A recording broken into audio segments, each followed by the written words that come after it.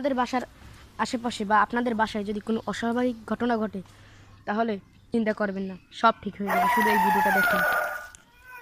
আপনারা প্রথমেই খেয়াল করবেন আপনার বাসার আশেপাশে কোনো বাঁশঝাড় আছে কিনা এরকমভাবে, বা কোনো পুরনো কবরস্থান যা অনেক দিন ধরে রয়েছে, আর সেখানেও যদি বাঁশঝাড় থাকে তাহলে আপনারা খুবই সতর্কভাবে সেখানে আসবেন।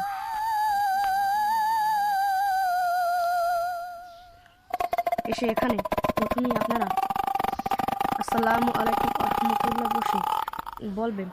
বলার পরে 3বার সূরা ফাতিহা এবং দুরূদ শরীফ পাঠ করবেন। এই দুরূদ শরীফ পাঠ করার পর আপনারা অনুরোধ করবেন যাতে তারা এখান থেকে চলে যায় আর আপনাদের যেন ডিস্টার্ব না করে।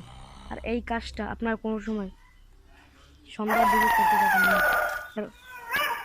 ভোর দুপুরেও করতে যাবেন না, তাহলে আপনাদের বিপদ হওয়ার সম্ভাবনা থাকতে পারে। তারপর এখান থেকে এসে 3বার ইখলাস এবং আবারও 3বার সূরা ফাতিহা পাঠ করবেন। তারপর কবরস্থানের দিকে ফিরে আসসালামু আলাইকুম ইয়াল হালাল কবুর এরকম 3বার বলবেন আপনারা আমাকে ডিস্টার্ব করবেন না।